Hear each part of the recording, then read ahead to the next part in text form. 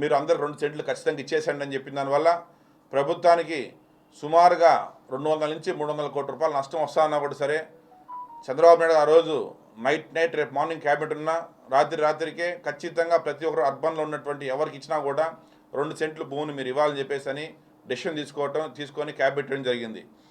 అదేవిధంగా ఈరోజు నిన్న జరిగినటువంటి క్యాబినెట్లో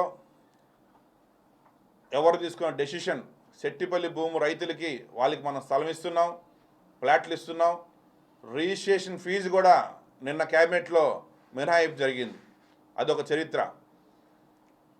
ఎవరైనా సైట్ ఇస్తే రిజిస్ట్రేషన్ ఫీజు ప్రభుత్వానికి వస్తా అనుకుంటారు, కానీ మా ప్రభుత్వం పేదవాడు బాగుండాలా, పేదవాడు బాగుంటే రాష్ట్రం బాగుంటుంది అనేటువంటి ఆలోచన ప్రభుత్వం కాబట్టి ఆ స్టాంప్ డ్యూటీ కూడా మినహాయింపు జరిగింది.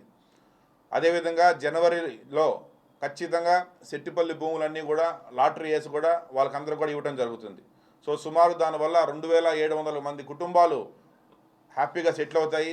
40 సంవత్సరాలు వాడు పడిన కష్టానంతా కూడా తొలిగిపోయి వాళ్ళు సొంత ఇల్లు కట్టుకునే కళ వస్తుంది. వీళ్ళంతా కూడా టుడా డెవలప్ చేసి కూడా వాళ్ళకందరూ కూడా ఇవ్వడం జరుగుతుంది. అదేవిధంగా ఈరోజు ఆంధ్ర రాష్ట్రం వైపు భారతదేశమే కాదు మొత్తం ప్రపంచం మొత్తం కూడా చూస్తుంది. సో కాబట్టి ఆంధ్ర రాష్ట్ర ప్రజలందరూ కూడా మీరు మీ వంతు బాధ్యతగా మీ ఇంటి దగ్గర కావచ్చు, మీ వీధిలో కావచ్చు, ఏమైనా చిన్నవి ఏమైనా ఉన్నా కూడా మీరు కూడా కొద్దిగా సహాయం చేసే విధంగా మీరు రెస్పాన్సిబిలిటీ తీసుకోవాలని చెప్పి నేను మీకు అందరూ కూడా భావిస్తూ ఈ అవకాశం ప్రతి ఒక్కరికి మనస్ఫూర్తి ధన్యవాదాలు చెప్తున్నాను.